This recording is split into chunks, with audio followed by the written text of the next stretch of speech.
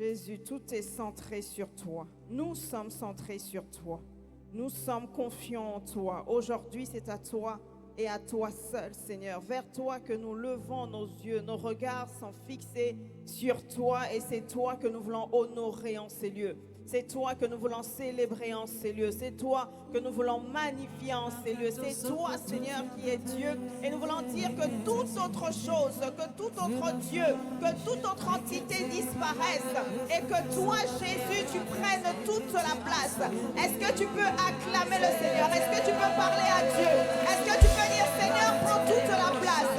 Seigneur, occupe l'espace.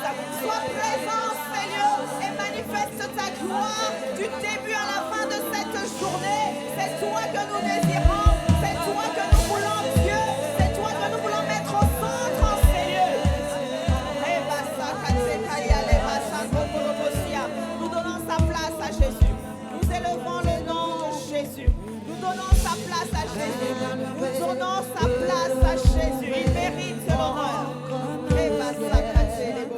T'élevons plus haut, nous t'élevons plus haut, main levée, cœur ouvert, grand comme le lion. Nous t'élevons plus haut, nous t'élevons, main levée, cœur ouvert, grand comme le ciel. Nous t'élevons plus haut. T'élevons plus haut, main levée, cœur ouvert, quand nous prions. Seigneur, nous t'élevons. Ne sois pas juste en train de chanter, mais que ce chant soit une prière qui vient du fond d'un cœur, une prière qui vient du fond de tout un être, une personne qui est reconnaissante et qui sait que Dieu est Dieu en ces lieux.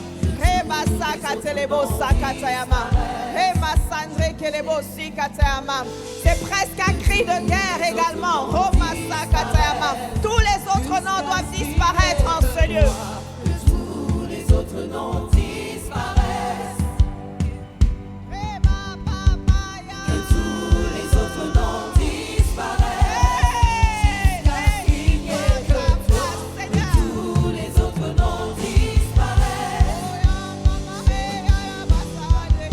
Que tous les autres noms disparaissent. Jusqu'à ce qu'il n'y ait que toi. Que tous les autres noms disparaissent.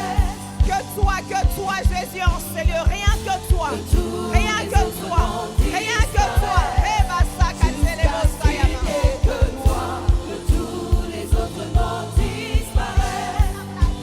Jésus prend ta place. Jésus prend ta place. Que Jésus prenne la place dans nos cœurs. Jésus prend ta Que Jésus prenne la place dans ces lieux. Jésus prend ta place. Jésus prend ta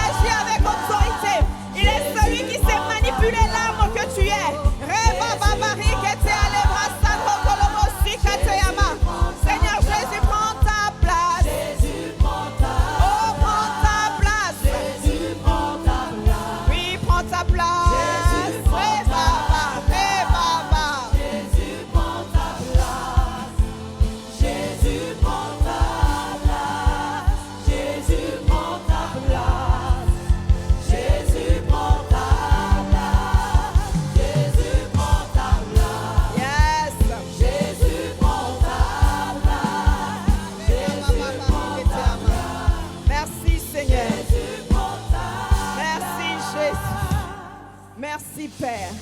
Seigneur, nous l'avons dit et nous le disons encore. Prends ta place aujourd'hui. Que toute cette journée t'appartienne totalement. et que tu sois celui qui est vu en ces lieux. Aucune femme, aucun homme, rien que toi. Tu es le centre en ces lieux. Tu es celui, Seigneur, qui est honoré. Voilà pourquoi par nos acclamations, nous honorons Jésus, nous honorons le Saint-Esprit, nous honorons celui qui agit en ces lieux, nous honorons celui qui nous a rassemblés au nom de Jésus. Alléluia. Est-ce que c'est tout ce que tu peux faire pour Jésus? Ah. Est-ce que tu peux encore monter un peu, monte encore d'un cran? Les camarades ketea. Alléluia, je suis vraiment heureuse. Merci les chantres. Merci beaucoup. On a dit Titiane Prey, donc franchement, si vous voulez rester, vous pouvez rester.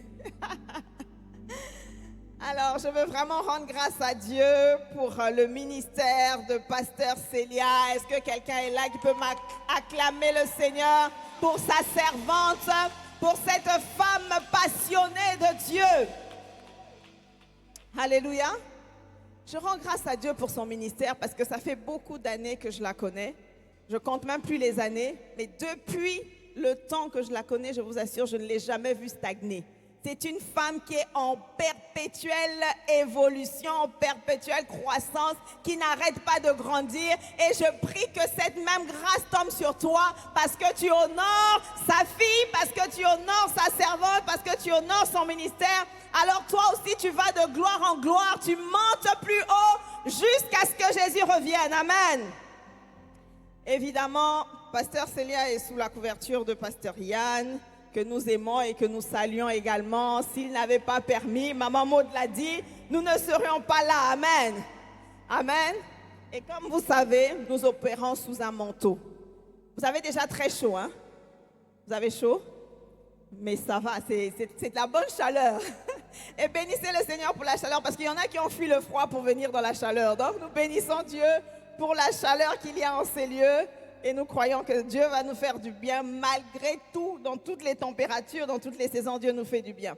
Alors nous opérons sous un manteau et je veux vraiment, s'il vous plaît, avant que vous puissiez prendre place, nous puissions acclamer le Seigneur pour l'apôtre Ivan, pour l'apôtre Yves, pour Maman Maud et pour Maman Abby, pour nos parents spirituels, ceux-là qui nous portent, ceux qui, depuis que nous sommes bébés, nous ont changé les couches et continuent de nous porter spirituellement parce que Dieu les a mandatés pour que nous puissions devenir ce que nous sommes aujourd'hui. Et ce n'est pas encore fini. Amen. Est-ce que tu es en train d'acclamer le Seigneur pour les apôtres? Est-ce que tu es en train d'acclamer le Seigneur pour Pasteur Modestine? Regarde bien ta voisine et dis-lui, non, non, non, ma soeur, tu peux encore faire mieux, tu peux faire plus. Amen. Maintenant, tu peux acclamer pour toi-même et tu salues ta voisine, tu salues ton voisin, tu lui dis, tu as fait le bon choix de venir ce matin. Dieu va nous faire du bien. Amen. Alors, dans le temps qui nous est imparti, aujourd'hui, c'est une journée. Le Seigneur a mis à cœur à sa servante de pouvoir faire un temps ou vraiment un camp. Donc, nous sommes en mode camp. Amen. Mode camp, ça veut dire qu'on s'assoit, on écoute la parole et on réagit à la parole. Alléluia. On prie parce que nous voulons sortir d'ici avec des clés. Nous voulons sortir d'ici différentes. Nous voulons sortir d'ici délivrés. Nous voulons sortir d'ici équipés. Amen. Et c'est ce que Dieu a prévu de faire. Donc je prie vraiment que nous soyons toutes très connectées à l'esprit de vie qui est en ces lieux et qui est en train d'agir. Je proclame et je confesse qu'à la fin de cette journée, tu ne seras plus la même personne. À la fin de cette journée, tu auras des exaucements que tu as attendus depuis longtemps. À la fin de cette journée, tes prières qui étaient oubliées, que tu n'espérais même plus, tu ne voulais même plus présenter à Dieu, vont trouver exaucement en ces lieux au nom puissant de Jésus. Parce que nous sommes ici comme à la piscine de Bethesda. Tu n'as même pas besoin que quelqu'un te jette dans l'eau. Jésus va se présenter aujourd'hui pour la personne qui est connectée et qui dit un bon Amen. Alléluia. Amen. Et donc, depuis le début, le Seigneur a déjà commencé à nous parler de cette femme. Donc, de toi et de moi, comme étant une arme secrète. Et nous avons compris qu'une arme, c'est un instrument. Alléluia. Une arme, c'est un outil. Une arme, c'est un instrument qui peut être manipulé c'est un instrument autant d'attaque que de défense. Alléluia. Alléluia. Donc tantôt, tu vas devoir attaquer et tantôt, tu vas devoir défendre. Amen.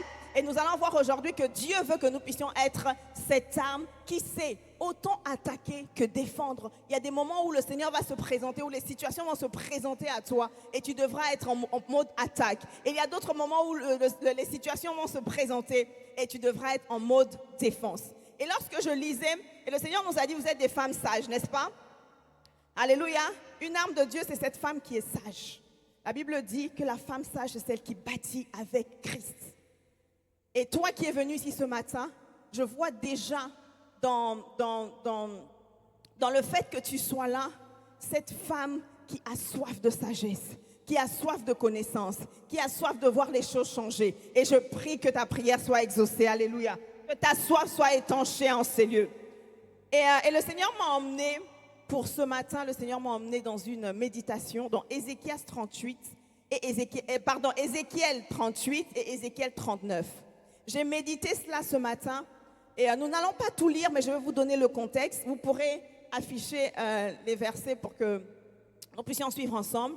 Mais je vais vous donner le contexte. Alors, la Bible dit, Ézéchiel, en fait, Ésaïe 38 et Ésaïe 39 parlent d'Ézéchias. Ézéchias, c'est celui que nous tous nous connaissons. C'est un roi qui a dominé, qui a régné pendant un moment. Et il fut un temps où le Seigneur a envoyé un prophète venir lui dire, prépare-toi parce que tes jours sur terre sont terminés. Tu vas mourir, tu vas partir, donc prépare ta maison, lègue ton héritage, donne des instructions à ta maison parce que ton temps est terminé. Et la Bible dit que Ézéchias, j'aimerais quand même qu'on ouvre cette partie de la Bible. La Bible dit que lorsque Ézéchias a entendu cette prophétie, cette parole qui lui était adressée, il a eu une attitude repentante. Il a eu une attitude où il a commencé à pleurer devant le Seigneur. Ézéchias, la Bible dit clairement qu'il s'est retourné vers le mur. Il a mis sa tête contre le mur et il a commencé à rappeler à Dieu. Et si Ézéchias a pu rappeler à Dieu les souvenirs, il a dit, souviens-toi Seigneur, souviens-toi que moi ton serviteur Ézéchias, j'ai marché devant toi avec fidélité, parce que effectivement Ézéchias, lorsqu'il avait pris le pouvoir, il avait rétabli la maison de Dieu, il avait rétabli le temple de Dieu. Il avait remis Dieu à sa place pendant son règne. Et lorsque son règne se termine, il est capable de dire à Dieu, Seigneur, souviens-toi. Alléluia. Est-ce que vous êtes avec moi? Il a dit, Seigneur,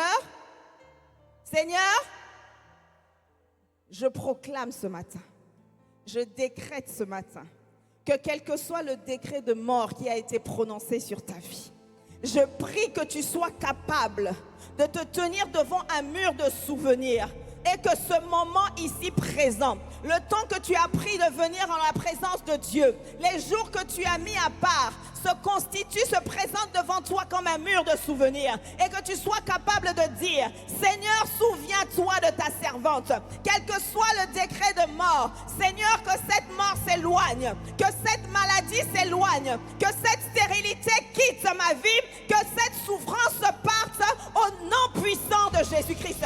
Si tu peux te tenir debout, est-ce que tu peux parler toi-même? Parce que je ne connais pas ta situation. Je veux maintenant que tu puisses dire, Seigneur, je me tiens comme Ézéchias devant ce mur de souvenirs. Quel est le souvenir que tu as mis? Peut-être que c'était une offrande que tu as faite il y a quelques années. Peut-être même que c'est l'appel auquel tu as répondu hier. Dis au Seigneur, souviens-toi, une seule fois où j'ai mis mes genoux par terre, une seule fois où j'ai obéi à la parole, une seule fois où j'ai répondu à l'appel. J'ai dit, Seigneur, prends ma vie. Nous nous tenons devant le mur de souvenirs et nous disons, Seigneur, que cette douleur s'éloigne. Elle n'a pas à rester là. Et Dieu est capable de faire. Alléluia. Je prie que ta prière soit exaucée au nom de Jésus-Christ. Amen. Donc Ézéchias avait un mur de souvenirs. Alléluia. Et nous toutes ici, si tu n'as pas encore de mur de souvenirs, ce n'est pas encore fini. Dis à ta voisine, ce n'est pas encore fini. Et même si tu en avais, continue à constituer ton mur de souvenirs. Amen. Continue à alimenter ton mur de souvenirs, afin qu'au moment de la détresse, tu sois capable, comme Ézéchias, de te tenir et de dire, Seigneur, souviens, Seigneur. Et qu'est-ce qui s'est passé lorsqu'il a prié? Il a dit, lorsqu'il a prié, le Seigneur a dit au prophète, vous pouvez vous asseoir. Le Seigneur a dit au prophète, écoute, j'ai entendu la prière d'Ézéchias. Ce qu'il dit est vrai. Il a semé dans ma maison. Il a aidé d'autres personnes. Il a aidé le peuple d'Israël. Il les a rapprochés de Dieu. Il a parlé de quelqu'un, à un voisin, à une voisine de Jésus un jour dans sa vie. Et je crois que c'est ton cas ici. Que tu ne viennes pas seul demain. Parce que ce n'est pas fini. Demain, tu peux encore venir pour constituer ton mur de souvenirs. Parler à une personne quelconque de Jésus-Christ. Et lui dire, il se passe quelque chose à Laura Flessel en ce moment. Je t'invite, viens prendre ta part. Amen. Et alors que tu fais cela, le Seigneur exauce comme il a exaucé. Il a dit pour Ézéchias, alors je t'ajoute 15 ans. Tu ne vas plus mourir. Donc c'est pour te dire que aucun décret de mort n'est une fatalité. Amen. Je ne sais pas ce que les médecins t'ont dit avant d'arriver ici. Peut-être qu'ils ont dit que c'est une maladie incurable. Peut-être qu'ils ont dit que les trompes sont bouchées, on ne peut plus rien faire. Peut-être qu'ils ont dit, je ne sais pas, peut-être même que comment on appelle ça, les sorciers de la famille se sont ligués pour que ta vie n'aille pas bien. Je te dis, je te le confesse, c'est la vérité. Aucun décret, quel qu'il soit, n'est une fatalité lorsque tu viens devant le Seigneur. Amen. Et comme aucun décret n'est une fatalité, voilà pour Ézéchias, Dieu a ajouté 15 années. Que Dieu ajoute, que Dieu ajoute, que Dieu ajoute, que Dieu ajoute. Ça arrive dans la vie de quelqu'un qui dit un grand Amen. Alors, lorsque Ézéchias ajoute, ça c'est vraiment magnifique. Il continue sa vie. Il a 15 ans de plus, alléluia.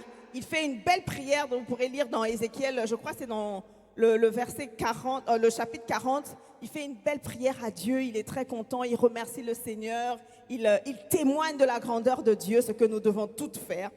Mais maintenant, il y a quelque chose quand même qui a retenu mon attention et qui m'a choquée. Il y a quelque chose qui m'a, on va dire, attristée. Et ça, nous trouvons ça dans Ésaïe 39. Ésaïe 39, là, je veux que nous puissions afficher les versets 1 à 8. Est-ce que vous pouvez nous afficher? Voilà. En ce temps-là, en ce même temps, dis à ta voisine, en ce même temps. Donc, nous sommes toujours au temps d'Ézéchias. Amen. Il a obtenu 15 ans de plus. En ce même temps, Mérodach Baladin, fils de Baladon, roi de Babylone, envoya une lettre et un présent à Ézéchias parce qu'il avait appris sa maladie et son rétablissement. Amen. Et son rétablissement. Alléluia. Donc, comme toi et moi, nous avons des victoires, n'est-ce pas? Nous témoignons et nous témoignerons la grandeur de Dieu parce que Dieu nous donne la victoire. Alléluia. Et Ézéchias a mal géré cette victoire. Pasteur Yves a l'habitude de dire la mauvaise gestion de la gloire. Lorsqu'il a eu cette victoire, il était content, il a témoigné le Seigneur, alléluia, gloire à Dieu. Mais dans cette euphorie, il a commis des gaffes. Parce que sache que, alors que tu viens ici, que le Seigneur te donne des victoires et que tu dois témoigner la grandeur de Dieu pour sceller ta victoire, sache que tu dois aussi garder une vigilance. Je veux nous éveiller, nous interpeller à la vigilance. Amen. Il a manqué de vigilance et il va commettre une erreur dans son euphorie. Les personnes qui ont entendu son témoignage vont venir. Il y a des ambassadeurs qui vont lui apporter des présents. Et Ézéchias va leur ouvrir les portes de sa maison. Il va ouvrir les portes du palais royal. Et la Bible précise qu'il ne leur a rien caché. Il n'y a pas un coin de palais royal que ces personnes n'ont pas pu voir. Dis à ta voisine, il faut avoir quelques secrets avec Dieu. Alléluia. Il y a des choses que c'est entre Dieu et toi. Amen. Que tu ne peux pas dévoiler à tout le monde. Témoigne pour la gloire de Dieu. Amen. Mais il y a des choses, soit spirituelles, soit inspirées. Ne va pas te livrer toi-même entre les mains de l'ennemi. Parce que ce qu'il a fait, il a tellement mal géré la gloire qu'en fait, Dieu, il a attiré la colère de Dieu. Et Dieu va donner une sentence. Pourquoi? Pas parce qu'il a témoigné, pas parce qu'il a montré, mais parce qu'en fait, il a été enflé d'orgueil.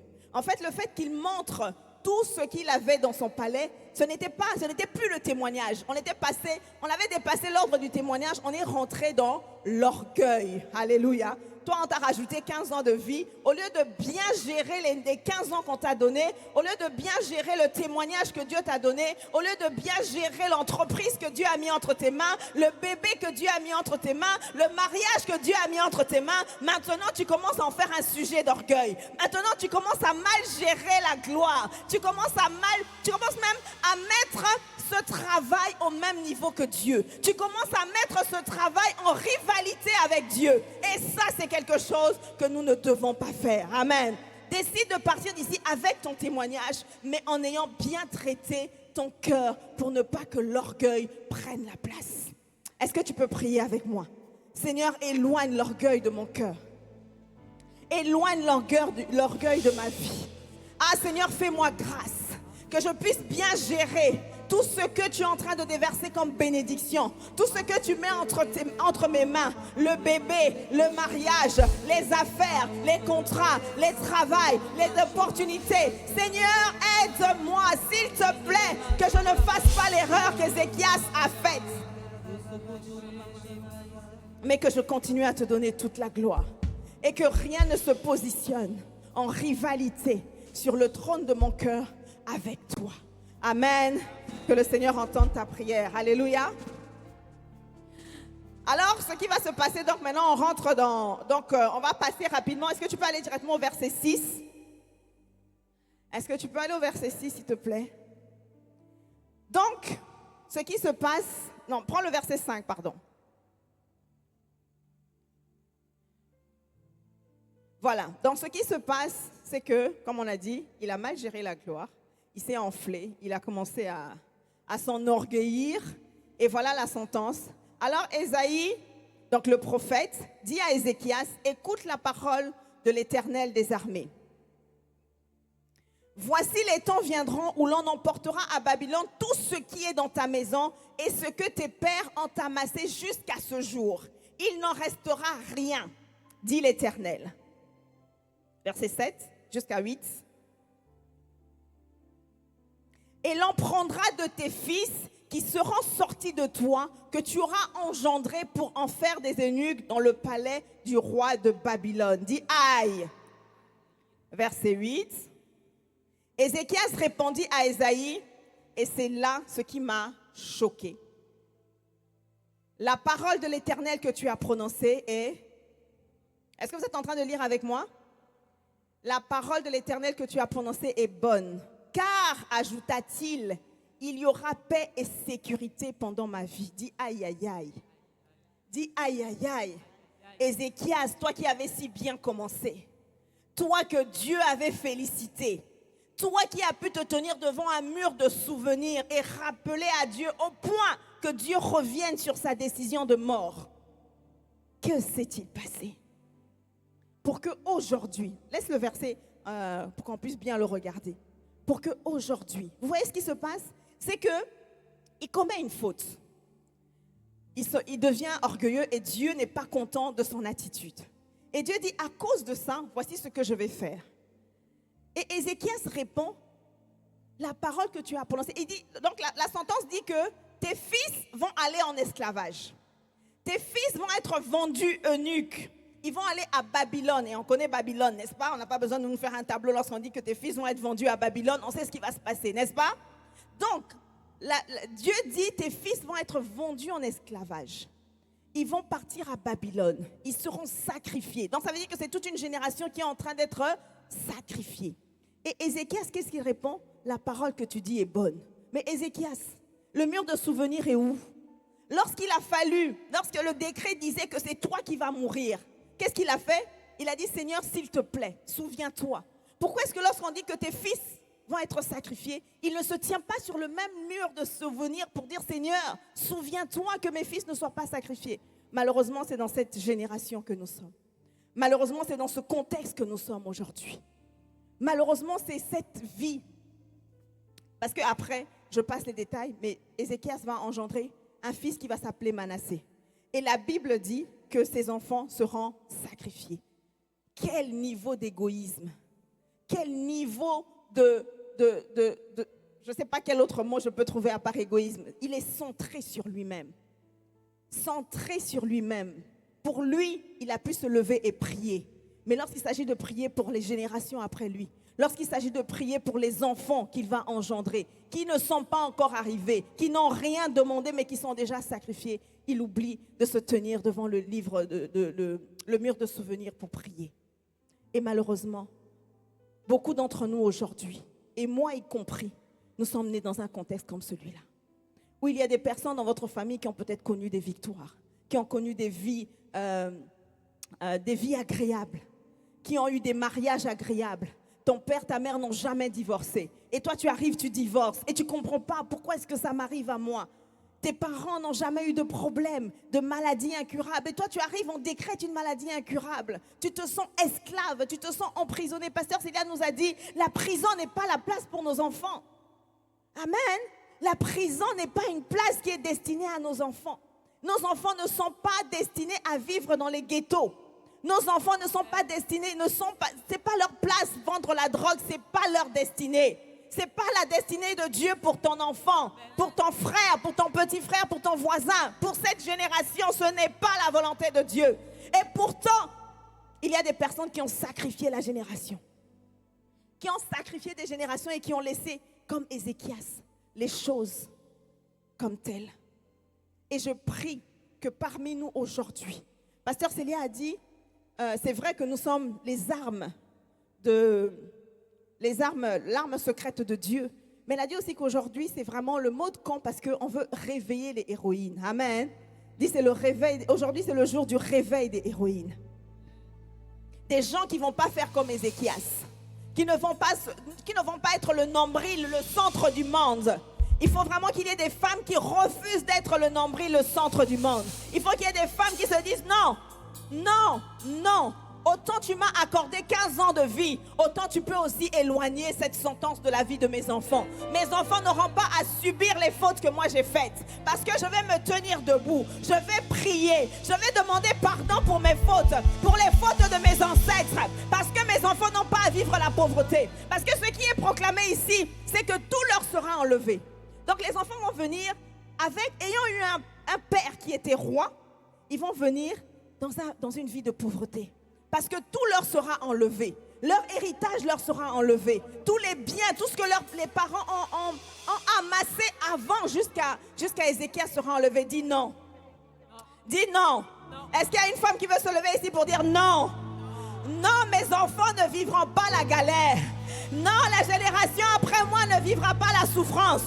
Parce que je me tiens debout. Comme Néhémie s'était tenu debout et je demande pardon. Je demande pardon pour mes fautes. Je demande pardon pour les fautes de mes pères. Je demande pardon pour les fautes de la génération actuelle. Pour tous mes contemporains. Tout ce que nous avons mal fait. Tout ce que nous faisons mal. On parle même de comment on appelle ça?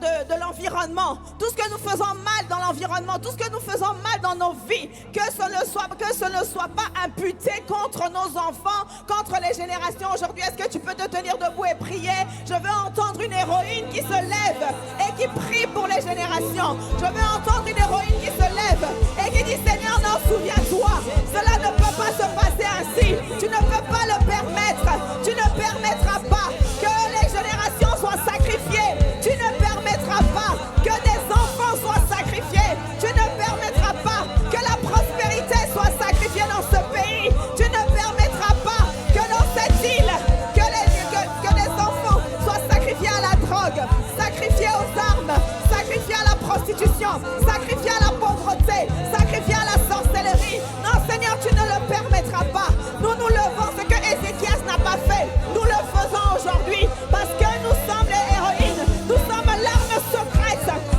secrète que tu t'es préservée, l'arme secrète que tu as gardée pour toi, cet instrument secret que tu n'as pas dévoilé. Nous voici, nous nous tenons, Seigneur.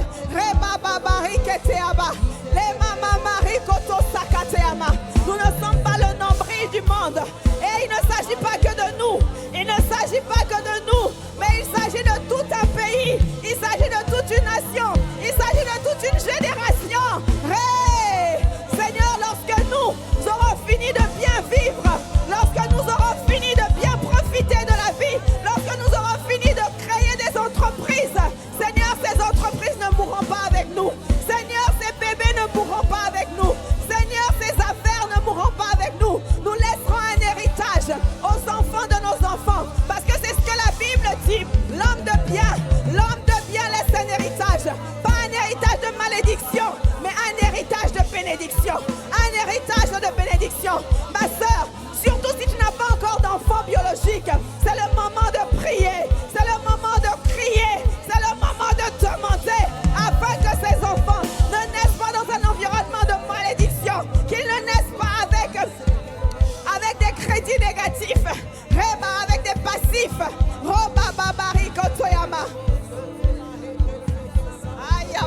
rekete ale masandro kolobosaya.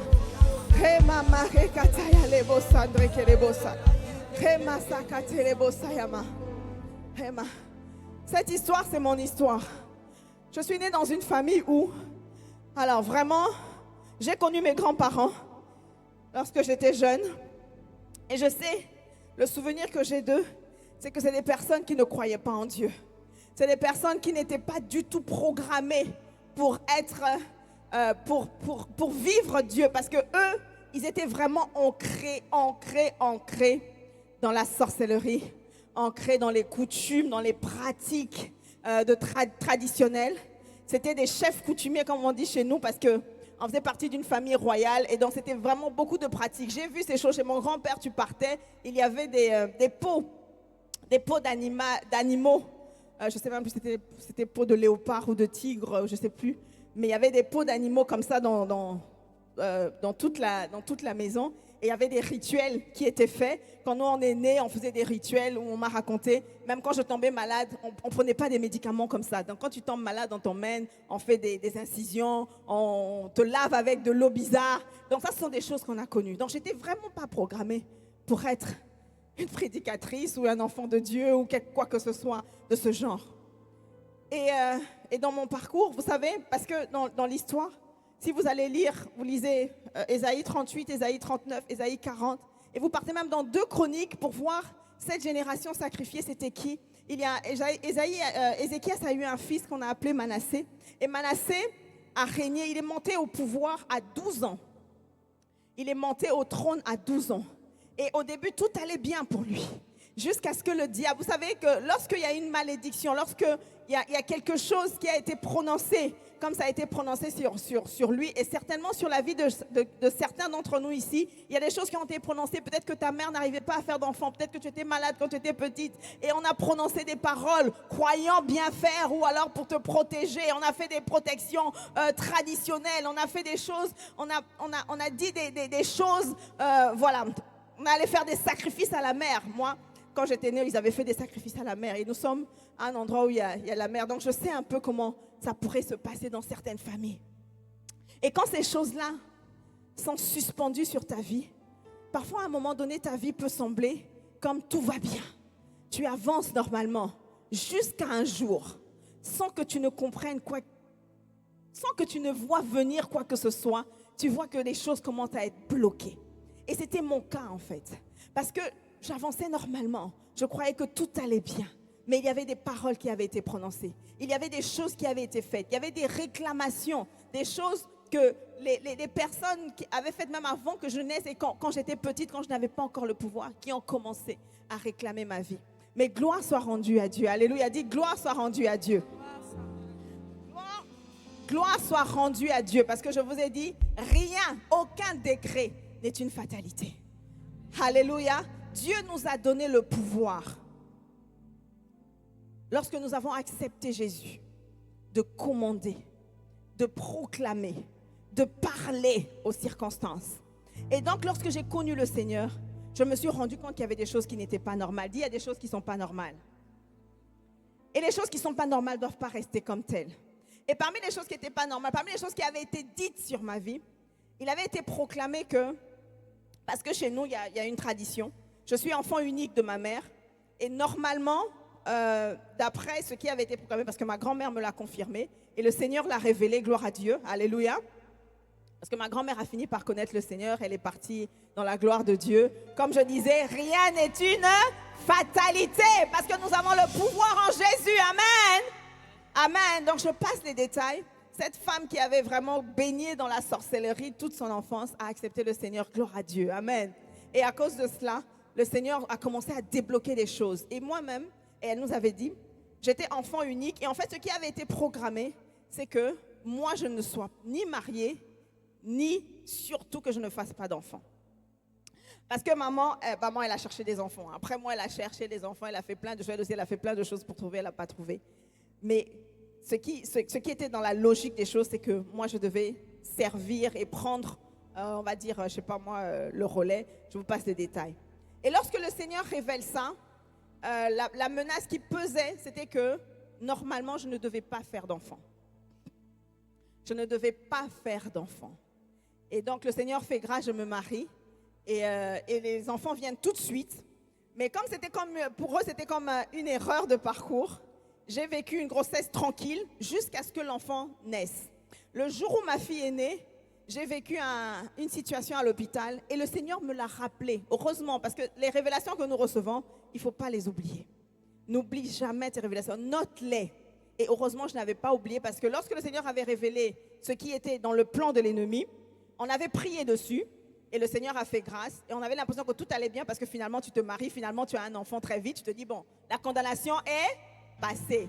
C'est oublié, c'est fini. Ce n'était pas le cas, ce n'était pas fini. C'est pour ça que je disais vigilance. Après le témoignage, vigilance. Amen. Et donc, lorsque je fais mon premier accouchement, j'ai subi une épisiotomie.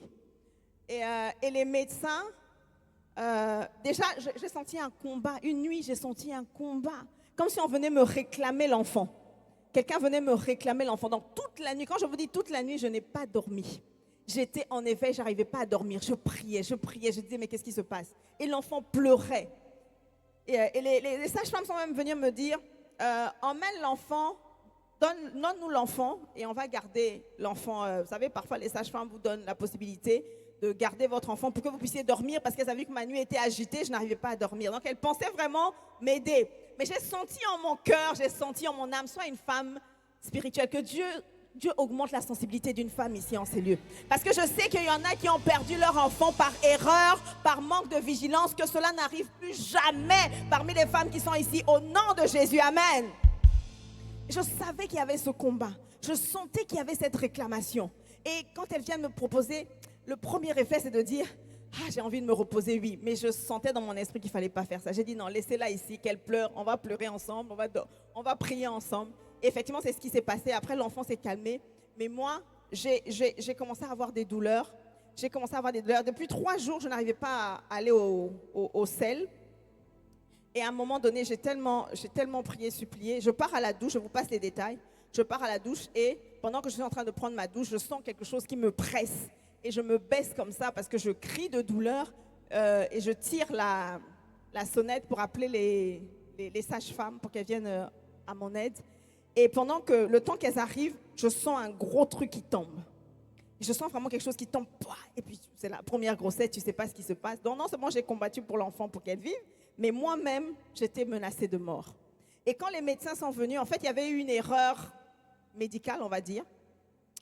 Ils avaient recousu et ils avaient oublié à l'intérieur des compresses. Et ces compresses avaient commencé à pourrir.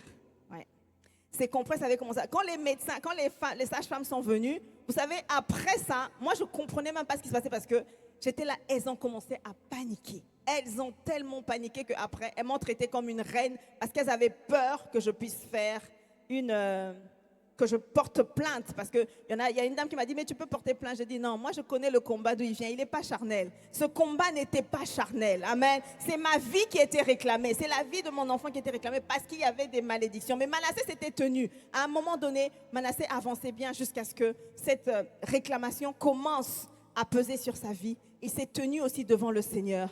Et il a prié, le Seigneur l'a délivré. Je me suis tenue devant le Seigneur, j'ai prié, le Seigneur m'a délivré. Je te prie s'il te plaît, tiens-toi debout devant le Seigneur maintenant.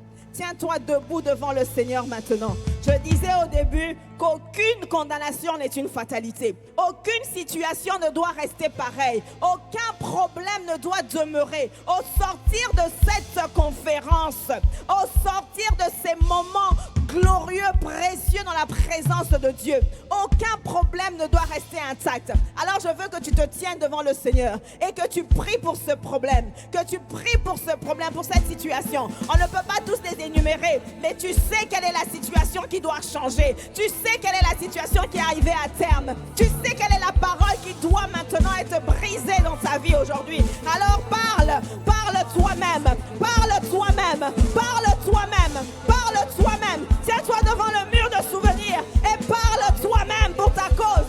La Bible dit, viens, énumère les faits qui te donnent raison. Plaide devant ton Dieu, plaide devant ton Dieu. Humilie-toi devant le trône de justice. Humilie-toi devant le trône de grâce. Humilie-toi devant Jésus. Ce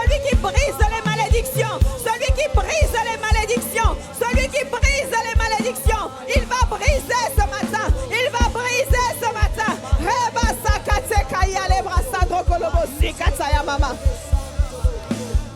Alléluia. Amen. Alors le Seigneur a dit que nous sommes l'arme de Dieu, n'est-ce pas? L'arme secrète, un instrument entre les mains du Seigneur. C'est le Seigneur qui sait manipuler l'instrument que tu es. Alléluia. Le Seigneur seul est capable de bien manipuler l'instrument que tu es. Et je prie que nous puissions être des instruments manipulables entre les mains de Dieu. Pas manipulables dans le monde, pas manipulables par le diable, pas séduits par le diable, mais manipulables par le Seigneur. Parce que lui seul sait bien manipuler l'arme que nous sommes. Amen. Nous sommes l'arme secrète, c'est-à-dire que la carte que Dieu a décidé de dévoiler seulement à la fin des temps. Alléluia. Vous savez, depuis le début, Ève avait péché. On l'a entendu dès le premier jour. Pasteur Célia nous l'a prêché. Ève avait désobéi avec son mari. Et le Seigneur a dit dans Genèse 3, je mettrai l'inimitié entre toi et la femme. Il parlait au serpent. Le Seigneur a dit qu'il met l'inimitié entre nous et le serpent. Il était déjà en train d'annoncer là que nous sommes la carte secrète, nous sommes la botte secrète, nous sommes l'instrument des derniers jours. Et cela est confirmé dans Apocalypse. Alléluia. Cette femme qui doit écraser la tête du serpent, ce n'est pas n'importe quelle femme. Toutes les femmes ne vont pas écraser la tête du serpent, mais je prie et je confesse qu'ici en ces lieux, il y a des femmes qui écrasent la tête du serpent. Cette race de femmes qui écrasent la tête du serpent, c'est toi et moi. Cette race qui écrase la tête du serpent, c'est toi qui dis un grand Amen.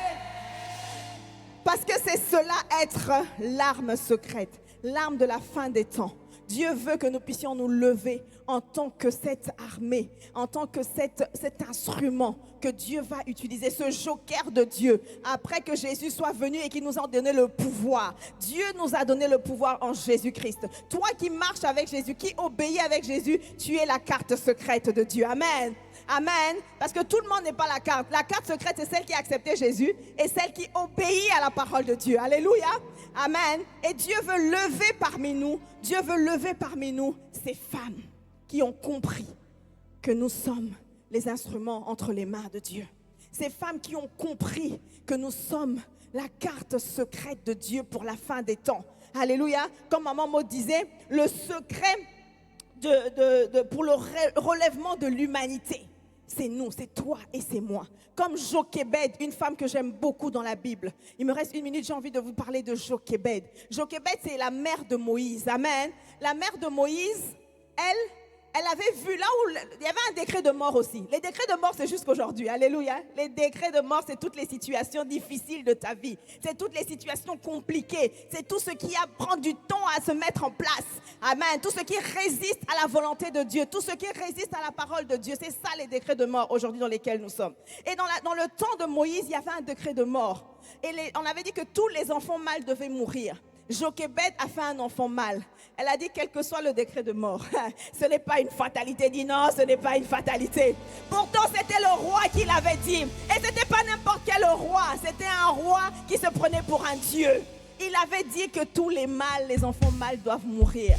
Jochébed s'est tenue, elle a dit le mien ne va pas mourir. Je veux que tu te tiennes debout, tu dises le projet que Dieu m'a donné ne va pas mourir. L'enfant que Dieu m'a donné ne va pas mourir.